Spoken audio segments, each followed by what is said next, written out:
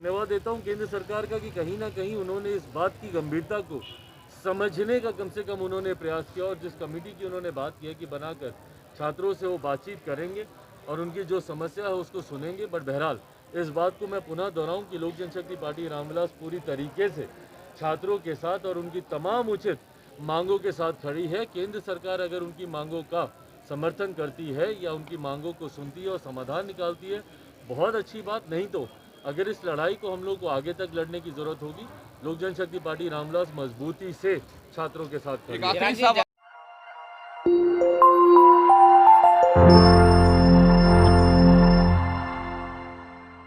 एक मामला है चिराग जी, आरआरबी एनटीपीसी को लेकर आपने रेल मंत्री को पत्र लिखा था जो आपके उस स्थान से रेलवे लाइन जा रही थी, रेल मंत्री ने जवाब दिया।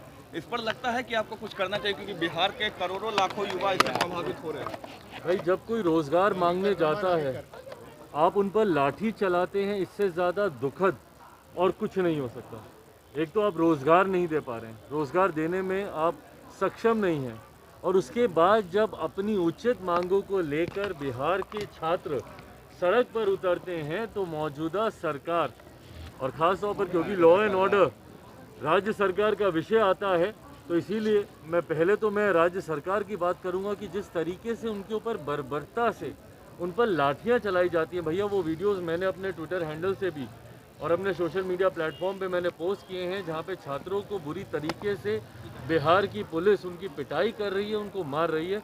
इसकी जितनी निंदा की जाए उतना कम है। भैया, अगर आप रोजगार नहीं दे पाते तो कम से कम लाठियां तो मत चलाइए छात्रों के ऊपर।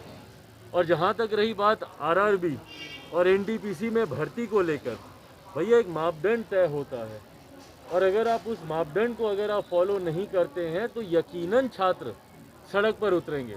लोक जनशक्ति पार्टी रामविलास पूरी तरीके से समर्थन करती है। मैं डे वन से सोशल मीडिया के माध्यम से मैंने अपनी बातों को, अपने विचारों को छात्रों के समर्थन में मैंने रखा है। जहां एक तरफ मैंने उनके ऊपर हुई लाठियों का हम लोगों ने विरोध किया, उसकी हम लोगों ने निंदा की, साथ ही हम लोगों ने मांग की है केंद्र सरकार से भी कि भैया इस भर्ती में जहां पर भी मापदंडों का उल्लंघन हो रहा है और छात्रों की जो उचित मांगे हैं, जहां पर उन्होंने कहा है कि भैया 20 गुना ज़्यादा फर्स्ट फेज में आपको इनकी सिलेक्शंस करना चाहिए था, इनको शॉर्ट लिस्ट करना चाहिए था, वहीं पर एक पद के लिए आपने 3-3 पदों के लिए एक ही व्यक्ति के नाम को आप लोगों ने चिन्हित कर उसका जो मापदंड है उसको आपने पूरा नहीं किया और 20 गुना की जगह सिर्फ मात्र 11 गुना आपने लोगों को शॉर्टलिस्ट किया, जिसमें एक बड़ी संख्या अभी भी ऐसी है जिनका सिलेक्शन हो सकता था, जो आपने नहीं किया।